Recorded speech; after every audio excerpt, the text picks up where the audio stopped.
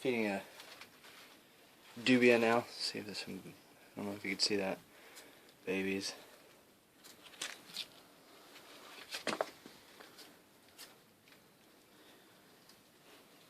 To my yellow Ackies. I guess I should say that.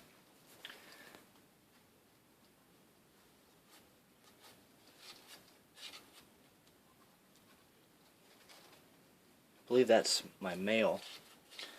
It's eating right there. Female's in the back. I don't know if you caught her earlier. She was the first one that took the roach.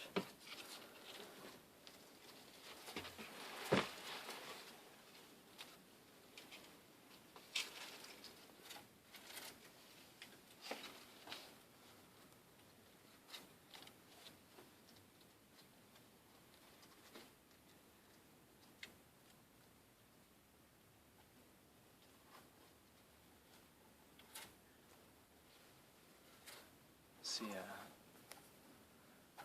where's the female? If you can see her. See if, I don't know if she'll do it, but let's see if she'll climb up my arm a little bit for some food. Oh, no, he will though. Or not. See if she will. No.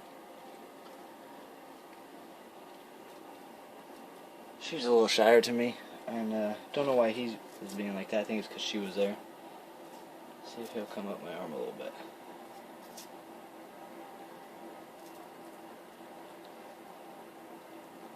I think my fiance that's filming right now is making him nervous. She doesn't come in very often.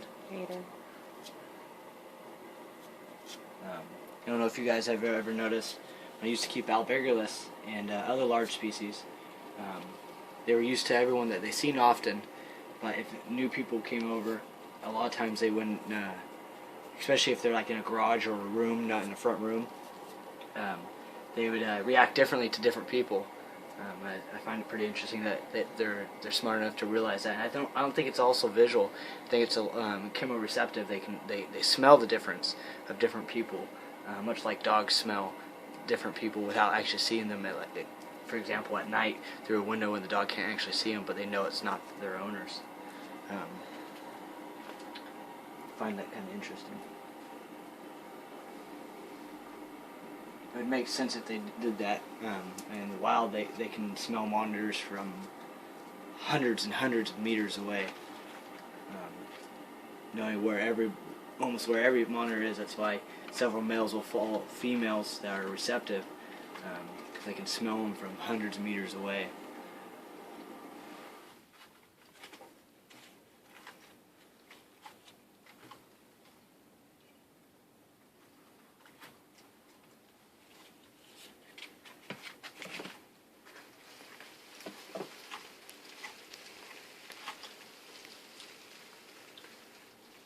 There's a freshly molted roach.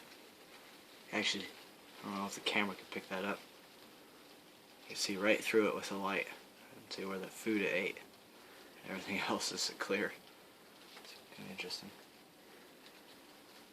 It's a nice, really soft meal, easy meal. Check that out. Oh. That female is in the hole.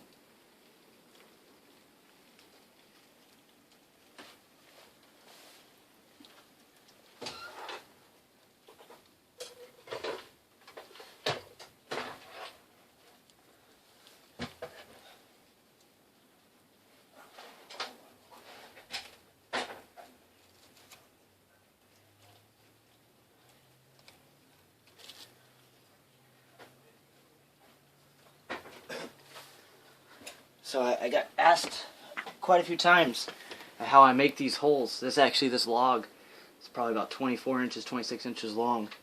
How I make holes all the way through them. I actually drill, there's a hole all the way through it. I use these bits right here. I don't know if you guys can see that. This one is a 1-inch bit. I think I used a little bit bigger. I think I used an 1.5-inch bit. You can buy these at Home Depot, Orchard, any hardware store. And you can buy extensions to put on them. You have to have a high power drill preferably in a core drill or an impact drill, something that has high power and that can go for a while. You can get like 16 and 18-inch extensions, even buy like 2 of them, and you can drill all the way through. It's painstaking work, but it works great for these smaller dwarf species. You can make a hole through them, just as you can see right there. She's coming out to get food, and so I actually, it's a bad example, but they work great if you use if you have any of the Indonesian species, Timbers, Alphenbergi, even if you had Indigus in larger scale. It's great to make basking spots with these, with the hole right here. That way they feel real comfortable to bask out in the open and then jet in there. I'm actually kind of utilizing right here. There's a hole back there. Ackies don't care as much, but like for if you're using Timbers, they could bask out there, and if you walk in a room, they'll feel real comfortable because they can just jet right in that hole, and actually can help them become more bold because they know that they can jet into the hole. That's the whole purpose I have that log too, so if they're basking up here or basking up here, they can jet right in these hollows and feel comfortable. It's real important that you make them feel comfortable, and actually can help in the long run with becoming more bold and visually seeing them. As you can tell, I don't grab my animals. I work with tongue feeding, occasionally with roaches and stuff, and I'll let them climb up my arm, but I try to be completely hands off, which breaks trust, especially with like my Kimberly rock monitors and the Storai. The Storai aren't too bad, but even with my Ackies, I can grab them and they get over it pretty quickly. But it's just if you want to view them and let them become bold, it's better just to build trust without actually holding them, instead of breaking them. Let them do it by choice and building.